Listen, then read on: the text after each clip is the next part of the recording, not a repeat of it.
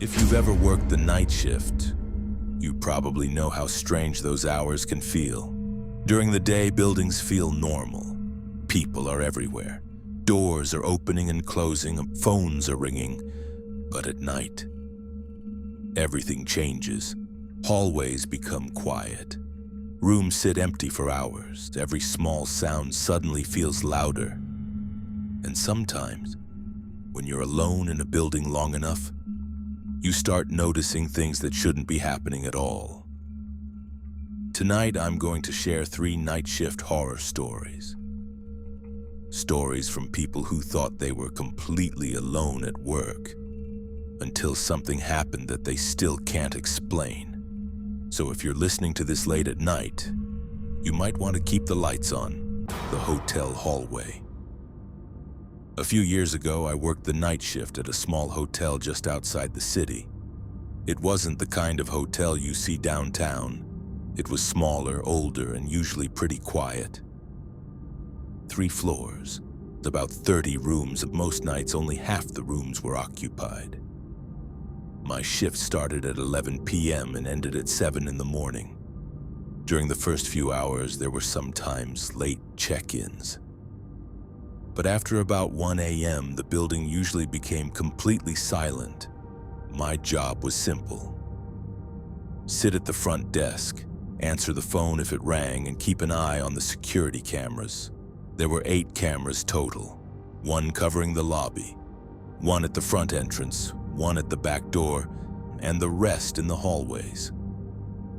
Normally, the cameras showed absolutely nothing interesting, just empty corridors and closed doors. But one night around 2:30 a.m., something strange happened. The phone at the front desk suddenly rang, which was unusual that late. I picked it up and answered the way I always did. "Front desk, how can I help you?" For a moment, there was silence. Then I heard breathing. Slow breathing, like someone was standing very close to the phone. I said hello again. Still nothing, just the breathing. After about 5 seconds, the call ended. I assumed it was some kind of prank and didn't think much about it. But a few minutes later, I happened to glance at the security monitors, and that's when I noticed something strange. One of the hallway cameras showed someone standing in front of room 214. They weren't knocking, they weren't moving, they were just standing there, perfectly still. At first, I assumed it was a guest, but then I remembered something. Room 214 wasn't occupied that night. In fact, the entire second floor was empty. I opened the reservation system to double-check. No one had checked into that room, and no one had checked into the rooms nearby either. Still, the person remained on the camera, standing in the hallway, facing the door, not moving. Something about the way they stood there felt wrong. Their posture looked stiff, almost unnatural. I zoomed the camera in slightly. The person was wearing dark clothing. Their head was tilted downward, so I couldn't see their face clearly. Trying to figure out what was going on, I picked up the phone and called room 214. The phone in the room started ringing, but no one answered. I looked back at the monitor. The person hadn't moved. Then suddenly, very slowly, they lifted their head and turned it directly toward the camera. I froze. For a split second, I thought they were looking straight at me through the screen. And then the camera feed went black, completely black. At first, I thought the system had crashed, but every other camera was still working. Only that one had gone dark. I sat there staring at the monitor for a few seconds, trying to decide what to do. Finally, I grabbed the master key and walked upstairs to the second floor. The hallway was completely empty.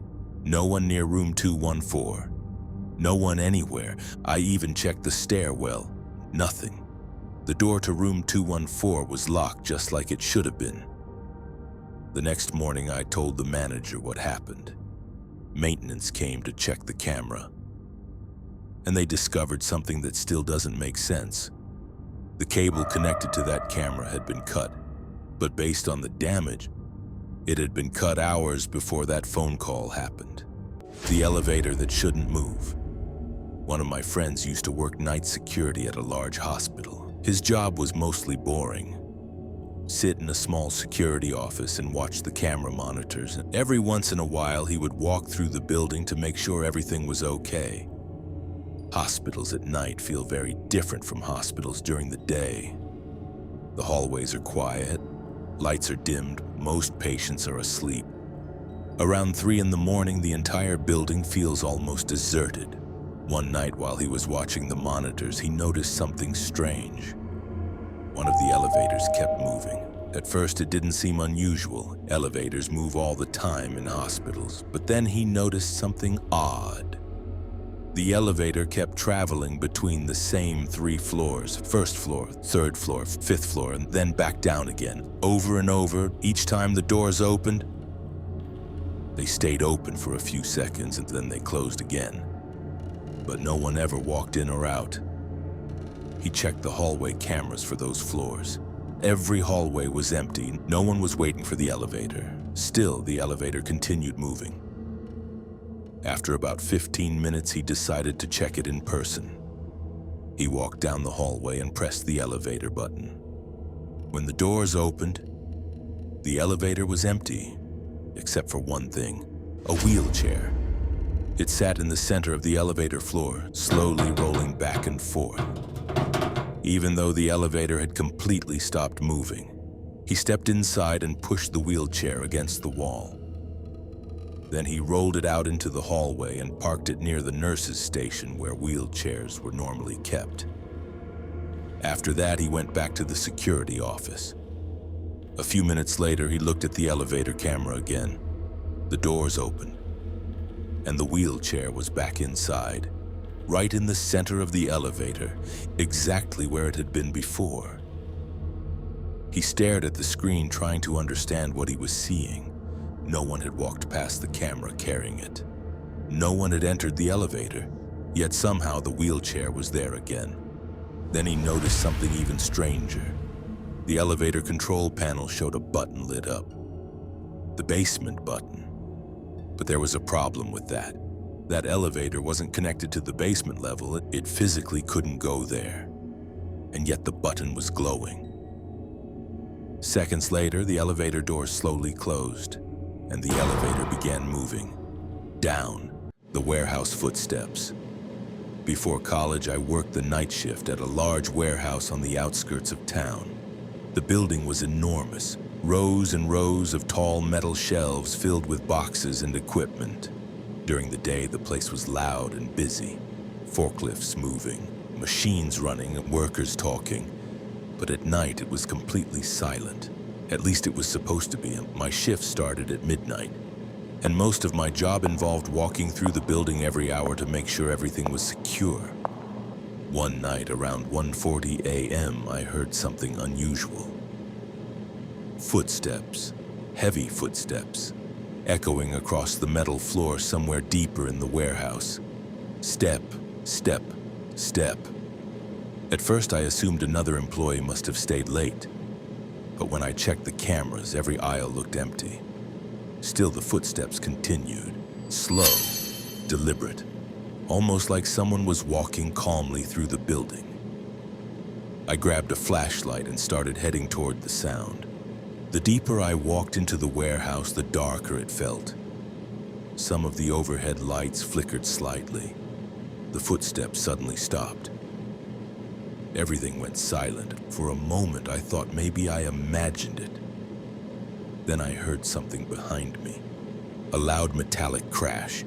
I spun around and pointed my flashlight down the aisle, and what I saw made my stomach drop. Every ladder in the warehouse had been moved. There were about 10 of them total. Normally they were scattered throughout the building, but now they were all lined up together. Right in the middle of the aisle, perfectly straight, all facing the same direction, facing me. I stood there frozen, trying to understand how that was even possible. There was no way one person could have moved all of them that quickly, and the cameras had shown no one inside the building. The next morning, I told my boss what happened. He went quiet for a moment. Then he told me something that made things even stranger. The night guard who worked before me had quit suddenly the week before. No explanation. But when they asked why he was leaving, he said he kept hearing footsteps in the warehouse after midnight. Footsteps that never appeared on the cameras. If you enjoyed these night shift horror stories, let me know in the comments. And if you want to hear more true scary stories like these, subscribe for more horror every week. And remember, if you ever find yourself working alone late at night and you hear something moving in the building, you might not actually be alone.